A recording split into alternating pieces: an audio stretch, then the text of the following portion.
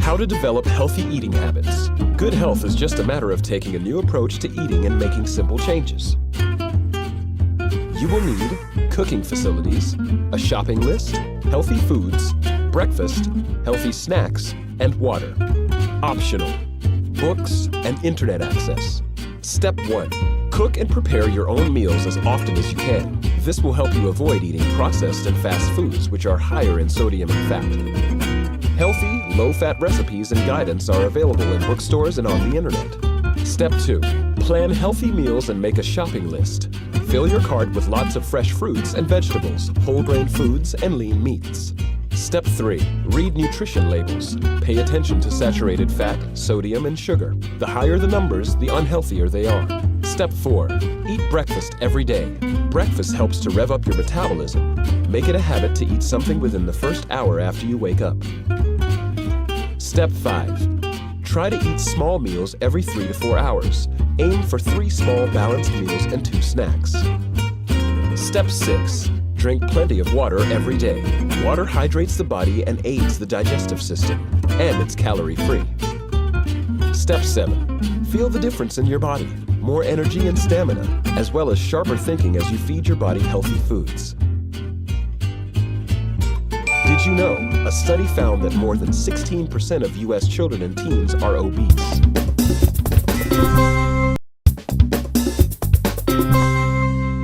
How to get up in the morning. Getting up is a drag without a plan. Anticipate your day by outmaneuvering your first impulses to stay under the covers. You will need discipline, objectives, and food. Step 1. Make a long-term plan to discipline yourself to get up early. Set the alarm to wake up earlier than needed at first. Then set the clock across the room with a new rule. Once up, no going back. Step 2. Get to bed earlier than normal, even if only to read for an hour before dozing off. Use a fan for white noise so that sleep will be uninterrupted and deeper. Step 3.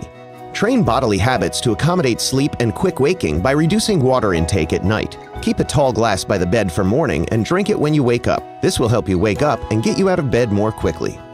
Step 4. Reward yourself for getting up with your favorite breakfast foods. Sitting quietly to reflect or to read before starting the day may be reward enough. Create a life with purpose and daily goals that excite you. Step 5. Create tasks that must be done right away in the morning before the actual workday starts, whether exercise, cleaning, or fixing something around the house. Step 6. Eat for waking up by ingesting the greatest amount of your daily calories in the morning and during the day, and eating a smaller meal at night so that instead of digesting a heavy meal, the body can repair and rejuvenate while you sleep. Wake rested and a little hungry, which will give you the added oomph you need to get up. Did you know? A 2007 University of Pittsburgh study found over 72% of children with depressive disorders had histories of sleep disturbances.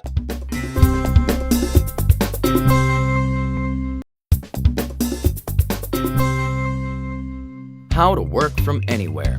A computer and a cell phone can be your ticket to freedom. Just don't make it too obvious that you're out and about.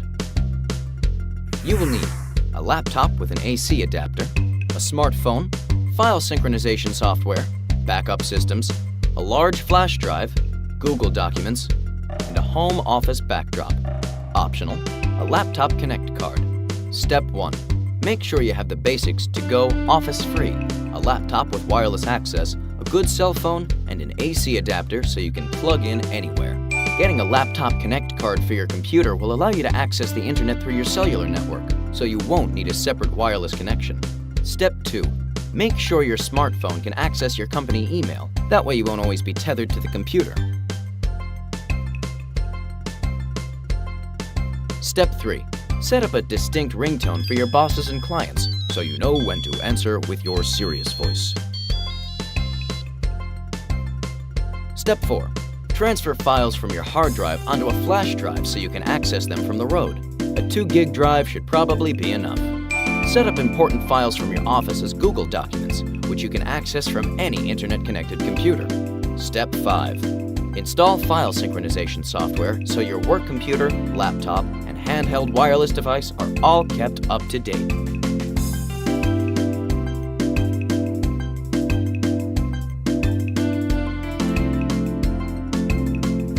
Step 6. If you really want to go overboard, take a picture of your home workspace and have a backdrop of it made. That way, no matter where you are, you can prop it up behind you for a video conference call. Step 7. Install software on all your devices that backs up your files online. Accidents can happen when you're working on the road. Did you know the average daily commute to work takes 24.3 minutes, according to the U.S. Census Bureau?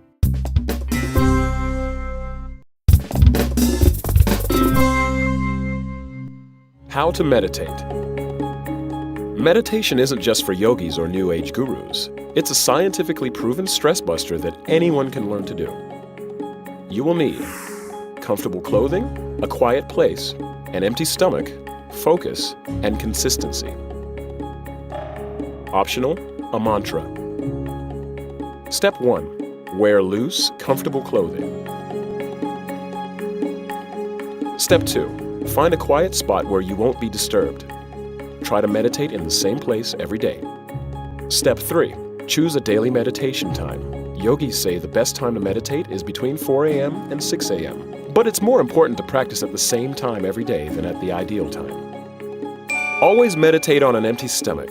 Research shows that digestion interferes with the positive physiological effects of meditation. Step 4. Find a comfortable chair or bench and sit with your back straight and your feet flat on the floor. You may sit with your legs crossed, lotus style if you like, but it's not necessary. Place your hands on your knees, palms up, tilt your head forward slightly, and close your eyes. If you feel yourself nodding off, open your eyes halfway. Maintaining good posture also will help you stay awake. Step 5. Close your mouth and begin inhaling deeply and exhaling gently, making sure your belly expands as you breathe in. Step 6. Clear your mind by focusing on your breathing, how it feels, doing it correctly, and so on. Some people find that having a mantra, a word or phrase that they can repeat over and over, helps them block out thoughts. Step 7. Try to build up a daily 20-minute meditation, but aim first for consistency. It's better to meditate just for a few minutes every single day than to do it for 20 minutes sporadically. Did you know? People who meditate are less likely to catch the flu.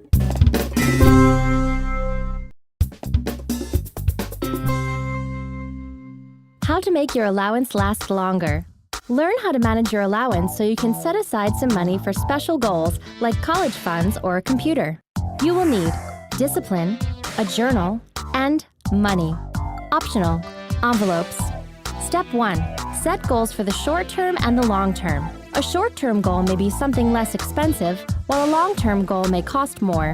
Step 2. Figure out how much of your allowance you want to save and how much you want to spend. Put aside a percentage for your long-term goals. Take 2 envelopes, write spend on one and save on the other, and use them for motivation. Step 3.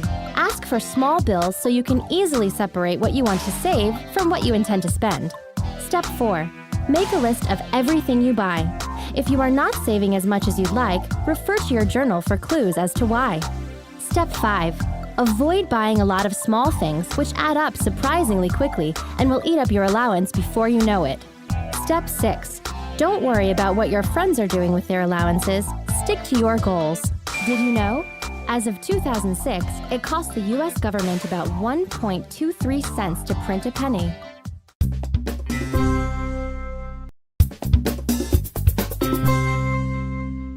How to pack for college. People talk about packing for college as though it were a major life event, like getting married. It's not.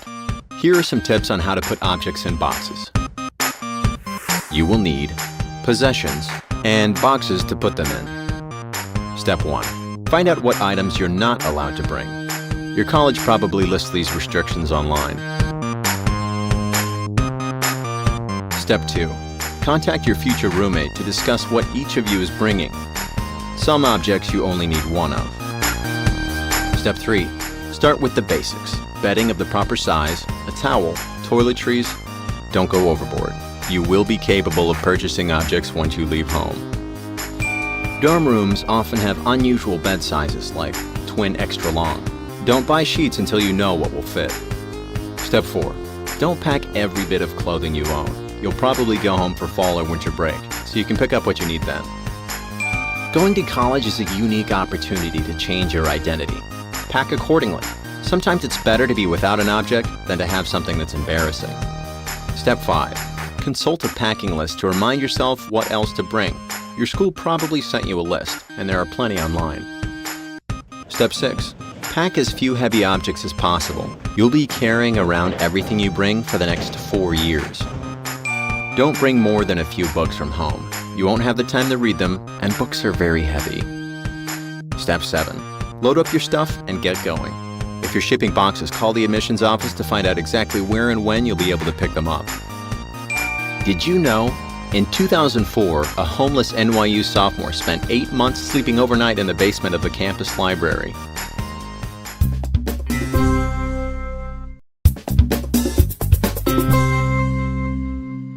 How to practice Buddhist breathing meditation. In Buddhism, meditation serves to calm and control the mind and is essential to break the cycle of suffering and attain enlightenment. Follow these steps for mindfulness of breathing meditation, one of the 2 simplest meditations.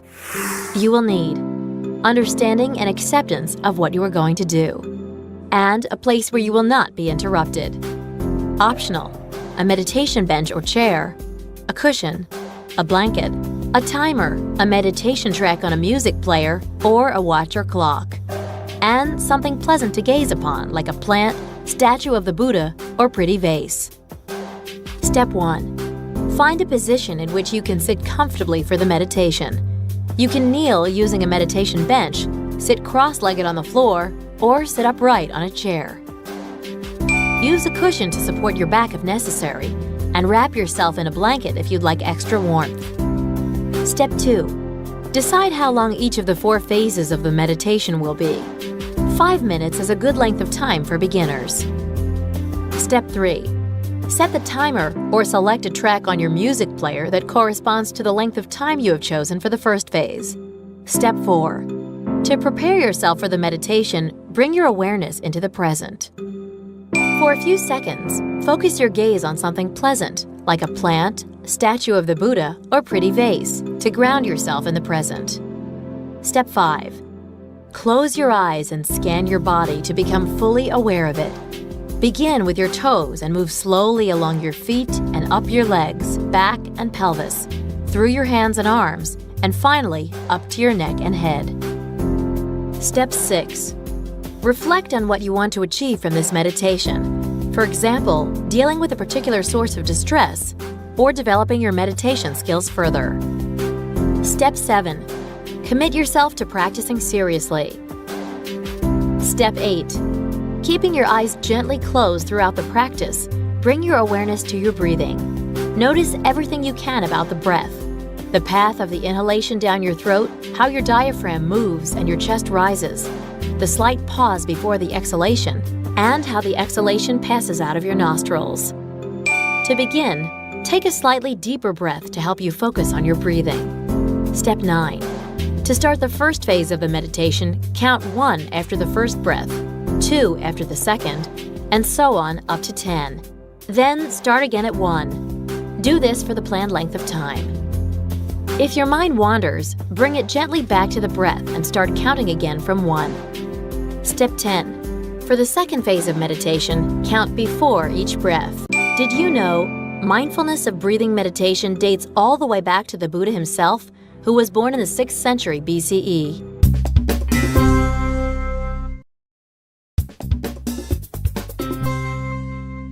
How to reduce stress by altering your stress reactions. Stress is a spiral, and to decrease its effect, you'll have to alter your stress reactions.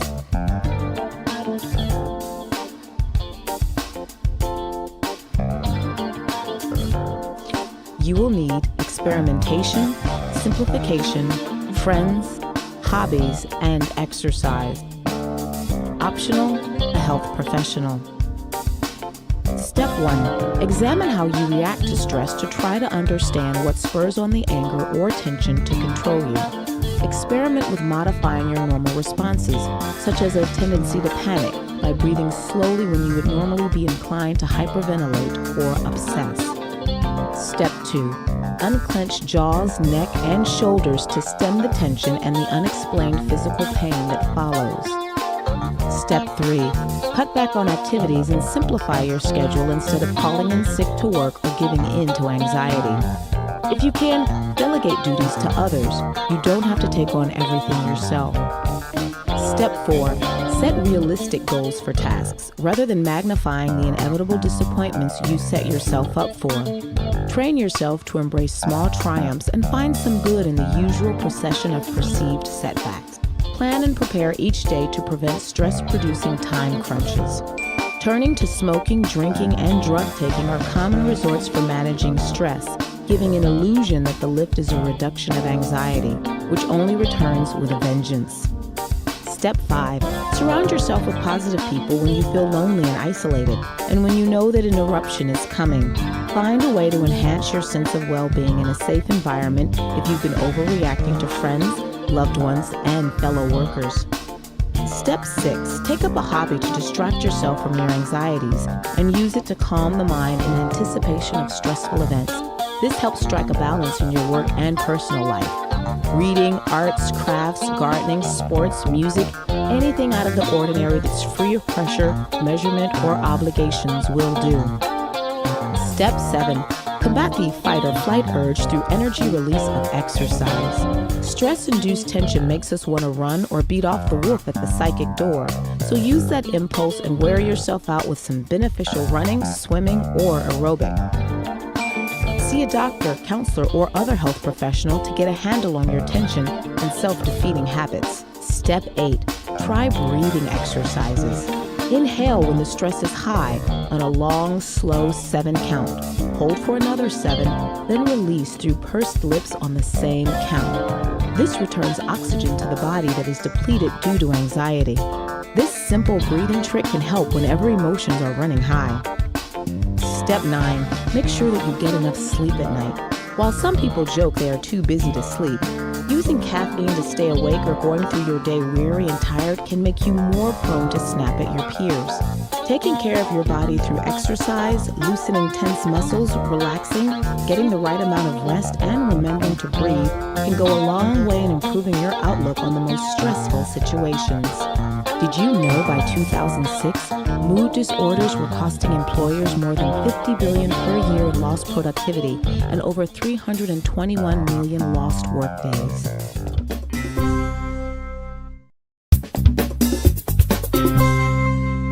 How to live on a budget. They don't call it minimum wage for nothing.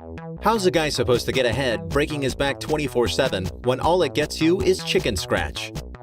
My friend, you need a budget. You will need discipline and the ability to add, subtract, multiply, and divide.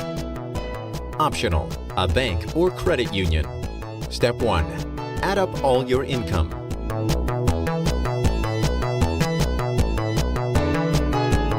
Step 2. Divide the total by the number of months it took you to earn it. The result is your monthly income. Step 3. Add up your essential monthly expenses like food, rent, transportation, and personal necessities.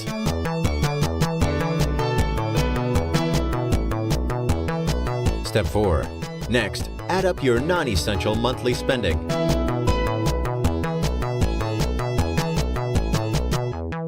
Step 5. Now, add up your expenses and pray the total is lower than your monthly income. If your expenses exceed your income, you'll need to cut back on non-essential items. Step 6. Once your numbers are set, stick to them. Discipline is the key to living on a budget. Try to set aside a small portion of your income on a regular basis. Make sure to deposit it in a secure savings institution. Step 7. Take public transportation or carpool with friends to save on gas. Walking is free and it's great exercise. Step 8. Be frugal. Stop buying brand name clothes and fancy foods. Stop drinking lattes. Don't order takeout. Instead of buying napkins, wipe your mouth on your sleeve. Step 9. Buy anything you can secondhand. Thrift stores often sell household goods and perfectly good used clothing. Congratulations! You're on your way to a happier and more profitable future. Did you know more than 80% of undergrads have at least one credit card, and nearly 50% have 4 or more?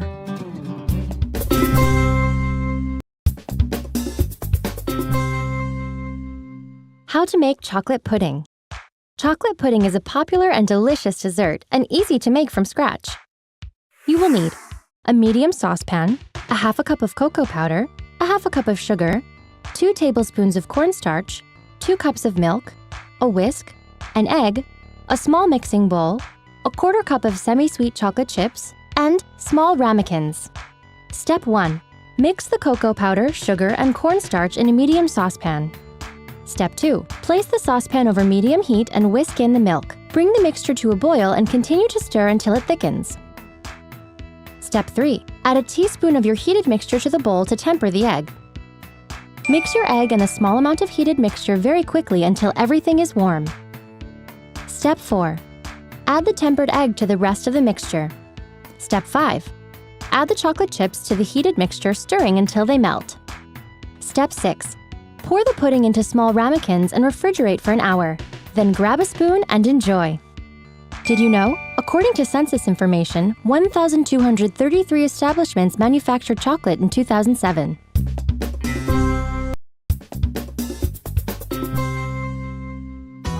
How to spend quality time with your parents.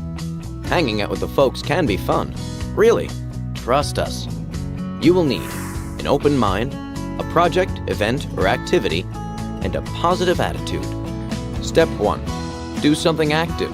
Take a hike together, go cycling, rent some jet skis. Exercise increases the brain's production of endorphins, the feel-good chemicals, putting everyone in a good mood. Step 2. Try something new and preferably daring. Research shows that sharing a new experience, especially one that's a little scary, helps people bond. Step 3. Play a game where the family can divide into teams, like you and your dad against your mom and brother in a game of bowling, tennis, or golf. Rooting for the same side is a great equalizer. Ask your parents about their past. It's a safe subject that they'll warm to. Plus, it will remind you that your parents were once young too. Step 4. Laugh with each other. Rent a few comedies, take in some stand-up acts, or just exchange funny family stories around the dinner table. Psychologists who have researched laughter say that it builds strong connections.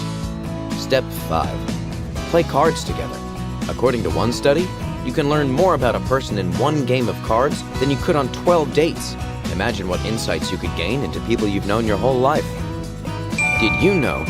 According to one poll, 67% of American teens say they want to spend more time with their parents.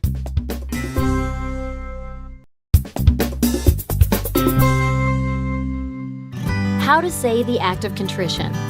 When a Catholic finishes confessing, a priest often assigns a penance that includes an act of contrition. Ever wonder what this act would require of you? You will need belief in God, sin, sorrow and regret, fear of punishment, love, and repentance. Optional: the sacrament of penance and reconciliation, and a good memory. Step 1. Having committed a sin, or several you believe violate God's law, seek to make amends. Step 2. Go to confession, officially called the Sacrament of Penance and Reconciliation, and receive the act of contrition as part of your penance. You don't need to go to confession every time you feel your behavior warrants an act of contrition. Simply recite the prayer with sincerity. Step 3. Recite the short prayer known as the act of contrition. Better yet, try to memorize it. This is the most common version. O my God, I am heartily sorry for having offended thee, and I detest all my sins, because of thy just punishments, but most of all because they offend thee, my God, who art all good and deserving of all my love. I firmly resolve, with the help of thy grace, to sin no more, and to avoid the near occasion of sin. Amen. Step 4. Notice what the prayer requires: sorrow for offending God, regret for all your sins, fear of divine retribution, love for a good God, and resolve to sin no more with the help of God's grace. Step 5. Now you know the essential elements of penance and can adapt them for life outside the confessional. Your family and friends will no doubt love you even more for your penitential attitude. Did you know there are 3 other traditional ACT prayers: act of faith, act of hope, and act of love?